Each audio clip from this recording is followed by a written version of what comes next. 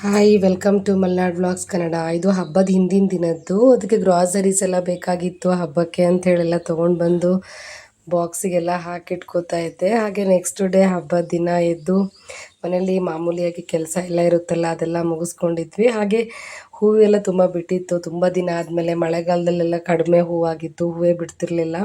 ಗಿಡಗಳು ಅಷ್ಟೇ ಸ್ವಲ್ಪ ಹುಳ ಎಲ್ಲ ಆಗಿ ಹಾಳಾಗಿದೆ, ಅದೆಲ್ಲ ಕ್ಲೀನ್ ಮಾಡ್ಕೊಳ್ಬೇಕು. ಇವತ್ತಿನ ದಿನಕ್ಕೆ ಇಷ್ಟು ಹೂ ಬಿಟ್ಟಿದೆ ನೋಡಿ, ತುಂಬ ಚೆನ್ನಾಗಿತ್ತು. ಅಂದರೆ ನಮ್ಮ ಮನೇಲಿ ಬಿಡೋ ಹೂಗಳನ್ನು ನೋಡೋಕೆ ನಮಗೊಂಥರ ಖುಷಿ ಅಲ್ವಾ. ತುಂಬಾ ಇಷ್ಟ ಆಯಿತು ನನಗಂತೂ. ಅದಾದಮೇಲೆ ಮನೆಯವರು ಪೂಜೆ ಎಲ್ಲ ಮುಗಿಸ್ಕೊಂಡ್ರು ಇವತ್ತು. ನಾನು ಹಾಗೆ ಗೌರಿ ಹಬ್ಬ ಆಗಿರೋದ್ರಿಂದ ಕಡಲೆಬೇಳೆ ಪಾಯಸ ಮಾಡೋಣ ಅಂತ ಹೇಳಿ ಒಂದು ಮಿಕ್ಸಿ ಜಾರಿಗೆ ಒಂದು ತೆಂಗಿನಕಾಯನ್ನು ತುರ್ಕೊಂಡಿದ್ದೀನಿ. ಅದಕ್ಕೆ ಒಂದು ಸ್ವಲ್ಪ ಏಲಕ್ಕಿ ನೀರನ್ನ ಹಾಕಿ ರುಬ್ಕೋತಾ ಇದ್ದೀನಿ. ರುಬ್ಕೊಂಡಾದಮೇಲೆ ಅದನ್ನು ಸೋಸ್ಕೊಬೇಕು. ಕಾಯಿ ಹಾಲನ್ನ ಸಪ್ರೇಟ್ ಮಾಡ್ಕೊಬೇಕಾಗತ್ತೆ. ಇದು ನೈಸಾಗಿ ನಾವು ಅದನ್ನು ರುಬ್ಕೊಂಡ್ರೆ ಅದನ್ನು ಪೂರ್ತಿಯಾಗಿ ನಾವು ಅದಕ್ಕೆ ಹಾಕ್ಬೋದು. ಮೊದಲು ಕಡಲೆಬೇಳೆ ಸ್ವಲ್ಪ ಅಕ್ಕಿನ ಹಾಕ್ಬಿಟ್ಟು 4ರಿಂದ 5 ವಿಸಿಲ್ ಬರ್ಸಿಟ್ಕೊಂಡಿದ್ದೀನಿ. ಅದಕ್ಕೆ ಈ ಕಾಯಿ ಹಾಲನ್ನ ಮಿಕ್ಸ್ ಮಾಡಿ ಮತ್ತೆ ಕುದಿಸ್ಕೊಬೇಕಾಗತ್ತೆ. ತುಂಬಾ ರುಚಿಯಾಗಿರುತ್ತೆ ಇದಂತೂ. ಗೌರಿ ಹಬ್ಬಕ್ಕೆ ಇದನ್ನು ಮಾಡಿದ್ರೆ ಶ್ರೇಷ್ಠ ಅಂತ ಹೇಳ್ತಾರೆ. ಇದು ಕುದೀತಾ ಇರಬೇಕಾದ್ರೆ ಸ್ವಲ್ಪ ಬೆಲ್ಲನ ಕೂಡ ಅದಕ್ಕೆ ಆ್ಯಡ್ ಮಾಡ್ಕೋತಾ ಇದ್ದೀನಿ. ಅದು ಚೆನ್ನಾಗಿ ಕುದಿಬೇಕಾಗತ್ತೆ. ಈ ಕಡಲೆಬೇಳೆ ಪಾಯಸ ಎಲ್ಲರಿಗೂ ಸಾಮಾನ್ಯವಾಗಿ ಇಷ್ಟ ಆಗುತ್ತೆ. ಈ ಶಾವಿಗೆ ಪಾಯಸ ಅದೆಲ್ಲ ಕಾಮನ್ನಾಗಿ ಮಾಡೇ ಮಾಡ್ತೀವಿ. ಈ ಥರ ಮಾಡೋದ್ರಿಂದ ಸ್ವಲ್ಪ ಸ್ಪೆಷಲಾಗಿರುತ್ತೆ ಅಂತ. ಹಾಗೆ ಅದು ಕುದ್ದಿದ ನಂತರ ಅದನ್ನು ತೆಗೆದಿಟ್ಕೊಂಡು ಅದಕ್ಕೆ ಸ್ವಲ್ಪ ಗೋಡಂಬಿ ಮತ್ತು ಬಾದಾಮಿ ಅದನ್ನೆಲ್ಲ ನಾನು ತುಪ್ಪದಲ್ಲಿ ಕರೆದು ಹಾಕ್ಕೊಂಡು ಅದಕ್ಕೇ ಸ್ವಲ್ಪ ಒಣ ದ್ರಾಕ್ಷಿನೂ ಹಾಕ್ಕೊಂಡು ಫ್ರೈ ಮಾಡಿ ಅದನ್ನು ಹಾಕ್ಕೊಂಡೆ. ಇಷ್ಟಾದರೆ ಪಾಯಸ ರೆಡಿಯಾಗೇ ಹೋಗಿಬಿಡುತ್ತೆ. ತುಂಬಾ ಈಸಿ, ಸ್ವಲ್ಪ ಬೇಗನೆ ಆಗೋಗುತ್ತೆ. ಈ ಶಾವಿಗೆ ಪಾಯಸ ಎಲ್ಲ ಮಾಡಿದ್ರೆ ನನ್ನ ಮಗ ಮತ್ತು ಮನೆಯವರು ಅಷ್ಟೇನು ಇಷ್ಟಪಡೋದಿಲ್ಲ.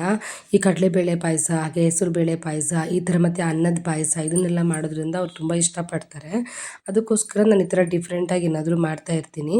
ಪಾಯಸ ಅಂತೂ ತುಂಬ ಟೇಸ್ಟಾಗಿ ಬಂದಿತ್ತು, ಸಾಕಾಗಲೇ ಇಲ್ಲ ಆಮೇಲಂತೂ. ಅಷ್ಟು ಚೆನ್ನಾಗಿತ್ತು ಇವತ್ತು. ನನ್ನ ಮಗು ಕೂಡ ತಿಂದ ಇವತ್ತು. ಇದೆಲ್ಲ ಮುಗಿಸ್ಕೊಂಡ್ಬಿಟ್ಟು ಮನೆ ಕೆಲಸ ಎಲ್ಲ ಮಾಡಿ ಟೆಂಪಲ್ಗೆ ಹೋದ್ವಿ. ಶೃಂಗೇರಿ ಹತ್ರ ದುರ್ಗಾ ದೇವಸ್ಥಾನ ಅಂತ ಒಂದು ಟೆಂಪಲ್ ಇದೆ.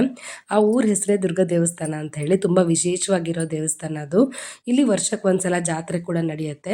ಈ ವರ್ಷ ಜಾತ್ರೆನ ನಾನು ನಿಮ್ಗೆ ಶೇರ್ ಮಾಡ್ತೀನಿ ವ್ಲಾಗಲ್ಲಿ.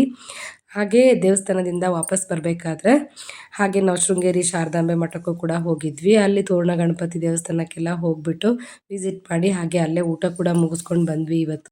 ದೇವಸ್ಥಾನದಲ್ಲಿ ಊಟ ಮಾಡ್ಕೊಂಡು ಬರೋದು ಅಂದರೆ ಖುಷಿನೇ ಅಲ್ವಾ. ಇದು ನೋಡಿ ಶೃಂಗೇರಿ ಊಟದ ಹಾಲು ತುಂಬ ಚೆನ್ನಾಗಿದೆ. ಸ್ವಲ್ಪ ಅಷ್ಟೇ ಕ್ಯಾಪ್ಚರ್ ಮಾಡ್ಕೊಂಡೆ.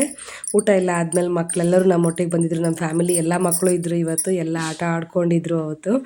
ಪಾಪುನೂ ಅಷ್ಟೇ ಖುಷಿಯಾಗಿತ್ತು. ಇದು ನನ್ನ ಏರಿಯಾ ಗಣಪತಿ. ಇದು ನೆಕ್ಸ್ಟ್ ಡೇ ವ್ಲಾಗು ಕಂಟಿನ್ಯೂ ಮಾಡ್ತಾಯಿದ್ದೀನಿ. ಅಲ್ಲಿ ಲೇಡೀಸ್ಗೆ ಮ್ಯೂಸಿಕಲ್ ಚೇರು ಆ ಥರದ್ದೆಲ್ಲ ಗೇಮ್ಸ್ ಎಲ್ಲ ಇರುತ್ತೆ ಪ್ರತಿ ವರ್ಷವೂ. ಹಾಗೆ ಮಕ್ಕಳಿಗೆ ಛದ್ಮವೇಷ ಕೂಡ ಇತ್ತು. ನನ್ನ ಪಾಪುಗೆ ನಾನು ರಾಧೆ ಹಾಕಿದ್ದೆ, ಅವತ್ತು ಕೃಷ್ಣನ ಹಾಕಿದ್ದೆ, ಇದರಲ್ಲಿ ರಾಧೆ ಹಾಕಿದ್ದೆ. ಆ ಚೊಂಬುನ ಹಿಡ್ಕೊಂಡು ಅಲ್ಲೇ ಓಡಾಡ್ಕೊಂಡಿದ್ದ ಅವನು.